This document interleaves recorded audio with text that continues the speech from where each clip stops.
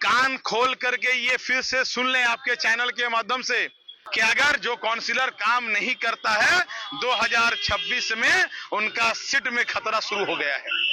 और ये रिजल्ट आपको 2026 के एमएलए इलेक्शन में देखने को मिल जाएगा कि कौन पब्लिक किस वार्ड में परेशान हाल है, वार्ड में किस तरह का वोटिंग हो रहा है, किस तरह लोगों के अंदर रुझान है। अगर कहीं भी मामला थोड़ा भी 19-20 हुआ, वैसे काउंसिलर का चेयर खतरा में है। काम नहीं कर रहे हैं। देखिए, सबसे पहली बात, ये बात किसने कही थी मालूम है ना आपको? बंगाल की शेरनी ममता बनर्जी ने इस बात को कहा था। वो लोग खास करके कान खोल करके ये फिर से सुन लें आपके चैनल के माध्यम से। हमारी शेरनी बंगाल की जननी ने कह दिया है, बंगाल की वो नेत्री ने कह दिया है कि अगर जो काउंसिलर काम नहीं करता है 2026 में उनका सीट में खतरा शुरू हो गया है। और ये रिजल्ट आपको 2026 के एमएलए इलेक्शन में देखने को मिल जाएगा कि कौन पब्लिक किस वार्ड में परेशान हाल है, वार्ड में किस तरह का वोटिंग हो रहा है, किस तरह लोगों के अंदर रुझान है। अगर कहीं भी मामला थोड़ा भी 19-20 हुआ, वैसे काउंसिलर का चेयर खतरा में है। जिसे लोग पसंद नहीं करते उसे पार्टी पसंद नहीं करेगा। वो वक्त चला गया, वो वक्त चला गया। सीपीएम के जमाना में हुआ करता था, कांग्रेस के वक्त में हुआ करता था, हमारी नेत्री के टाइम में ये वक्त अब आ गया। क्योंकि ना, क्या ममता बनर्जी युवा को चांस देंगी? 100% दे रही है, दे रही है, देंगे क्या, दे रही है। और इस बार हमें उम्मीद है कि ज्यादातर नौजवान पीढ़ी समाज में आकर के आगे काम करेंगे। हमारी दीदी ने कहा कि जो लोग काउंसिलर होके काम नहीं कर रहे हैं, वहां हम प्रेसिडेंट खड़ा कर देंगे। वहां उस प्रेसिडेंट को वो पावर दिया जाएगा कि आप काम करें, अगर काउंसिलर काम नहीं करता है तो उसकी शिकायत दर्ज करें। तो वक्त आ गया है, अब फटका मारने से काम नहीं चलेगा, अब गफलती से काम नहीं चलेगा। वो कहावत था ना, एक डायलेक्ट था किसी न्यूज रिपोर्टर का कि चैन से सोना है तो जाग जाओ।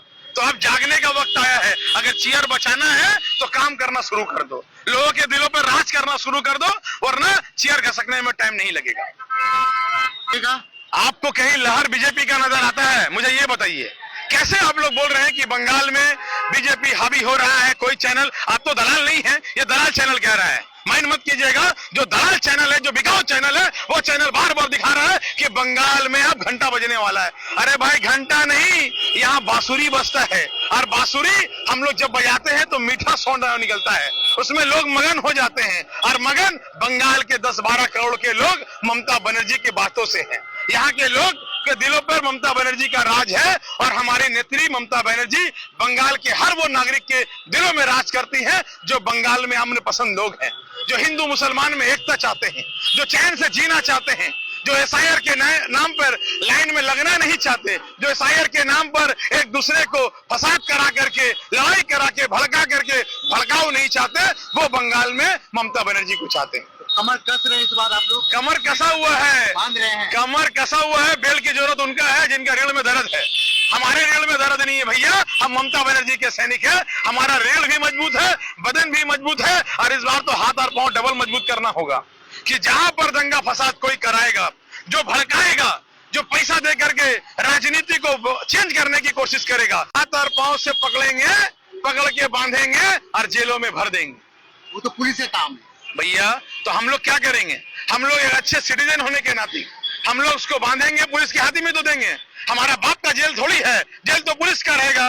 तो भैया उस जेल में जाने का काम वो लोग करेंगे। याद रखिए, ये हमारा भाई है संजू, ये जात का हिंदू है। अगर शहबाज को कभी जरूरत पड़ता है तो मेरा भाई मेरे लिए खड़ा रहता है, और अगर कभी इसको जरूरत पड़ता है तो हम खड़े रहते हैं। अगर हम दोनों भाइयों के बीच में कोई गैप लाने की कोशिश करेगा तो इस बार उसे छोड़ा नहीं जाएगा, बख्शा नहीं जाएगा। बहुत हो गया, बहुत हो गया। देखिए, ये ममता बनर्जी का राज है बोल करके आपको हर कुछ नजर भी आता है। जो लोग बीजेपी करते हैं, करें ना, मना कभी हम लोगों ने नहीं किया। इस सीपीएम का दौर नहीं है जहां पर अगर झंडा निकालोगे तो दौड़ान होगा। हम लोग दौड़ान में बिलीव नहीं करते, हम लोग काम में बिलीव करते हैं, हम लोग विकास में बिलीव करते हैं। और आपने देखा होगा 2011 के बाद से कोई बीजेपी कर रहा है, कोई सीपीएम कर रहा है, कोई कांग्रेस कर रहा है, तृणमूल का आदमी कभी डिस्टर्ब नहीं करता, कभी नहीं करता। मगर इसका मतलब आप ये ना समझे कि हम चुपचाप बैठे रहेंगे और अब जुल्म करना शुरू कर देंगे। अगर बंगाल के रहने वाले लोग हैं, ये कभी नजरुल का जगह है, नेताजी सुभाष का जगह है। इस जगह में हम एकता के साथ रहते हैं। आइए, इलेक्शन का वक्त आ गया है, मोदी जी आए, अमित शाह जी आए, टकला बाबा आए, जो आना है आए, खाए पिए, रसगुल्ला खाए, केसीदास का फ्री करा देंगे। हम लोग तो फूल देते हैं।